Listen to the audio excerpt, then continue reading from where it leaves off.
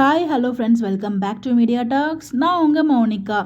So upcoming fight scenes இருக்குது. நான் சொல்லியிருந்தேன் சேசிங் சீன்ஸ் இருக்குங்கிறது நமக்கு வந்து அப்டேட்ஸ் வந்து கிடச்சிருந்துச்சு. அந்த கொட்டுமலையில் வந்து ஒரு ஃபைட் சீன் வந்து மேக் பண்ணிட்டு இருந்தாங்க.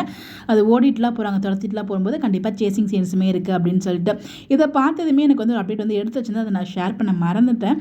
அதை தான் கூட இந்த வீடியோவில் நான் ஷேர் பண்ண போகிறேன். பட் ரெண்டுக்குமே வந்து ஒரு லிங்க் இருக்குது. என்ன அப்படின்னு பார்த்தீங்கன்னா, சேசிங் அப்படிங்கிறப்ப நம்மளால் மறக்கவே முடியாத ஒரு சீன். ரீசெண்டாக சகைகள் 3 பேரும் சேர்ந்து பசுபதியை செம்மையாக சேஸ் பண்ணுவாங்க. பட் வந்து எப்படியும் மிஸ் ஆகிட்டாரு. பட் ஆனால் வந்து பார்த்தீங்கன்னா அந்த சேசிங் சீன்ஸ் வந்து பார்த்திங்கன்னா அப்படி இருந்துச்சு. உண்மையிலே ஒரு ஃபயராக இருந்துச்சு. 3 பேரும் துரத்திட்டு ஓடுனது, பசுபதி ஓடுனது உண்மையிலே ஒரு வேறு லெவலில் ஒரு ஃபயரான சீனு. ஸோ அந்த மாதிரி திருப்பி சேசிங் சீன்ஸ் வேணும் அப்படின்னு சொல்லிட்டு ஃபேன்ஸுமே வந்து கேட்டிருந்தாங்க. அவரோட இந்த ஒரு போஸ்ட் வந்து ஷேர் பண்ணியிருந்தாங்க. இந்த போஸ்ட்டு கீழே வந்து கமெண்ட் பண்ணியிருந்தாங்க. ஸோ அதுக்குமே வந்து நம்ம பசுபதி சொன்னார்னா ரொம்ப பெயினாக தான் இருக்கும், பட் ஆனால் ட்ரை பண்ணுறோம் திருப்பி அப்படிங்கிற மாதிரி தான் அவர் சொல்லியிருப்பார். ஸோ ஃபேன்ஸ் கேட்ட மாதிரியே வந்து அவரை ஒரு ஒன்ஸ் அகைன் வந்து ஒரு சேசிங் சீன் வரப்போகுதோ அப்படின்ற மாதிரி தான் இருக்குது. நீங்களே பாருங்கள். ஒன் மோர் சேசிங் சீன்ஸ் வேணும் பசு டேடி அப்படின்னு சொல்லி கேட்டிருந்தாங்க.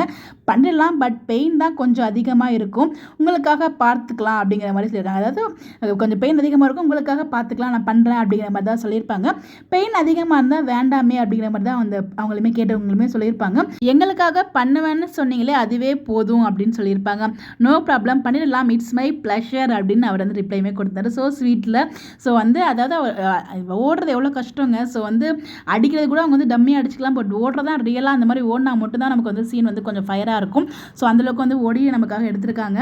திருப்பி ஓடணும் அப்படிங்கிறப்ப அது கஷ்டமாக தான் இருக்கும் இல்லையா, அந்த சீன் அதான் பெயினாக இருக்கும் அப்படிங்கிற சொல்லி உங்களுக்காக நான் பண்ணுறேன் அப்படின்னு சொல்லிட்டு அந்த ஒரு வார்த்தை இருக்குது பாருங்கள். அதுதாங்க ஃபேன்ஸ் மேலே ஒவ்வொரு ஆக்டருமே வச்சுருக்க அன்பு. அதாவது ஃபேன்ஸ் மேலே ஆக்டர்ஸ் வச்சுருக்க அன்பு வந்து இந்த மாதிரி தான் வந்து காமிக்க முடியும் அவங்களால.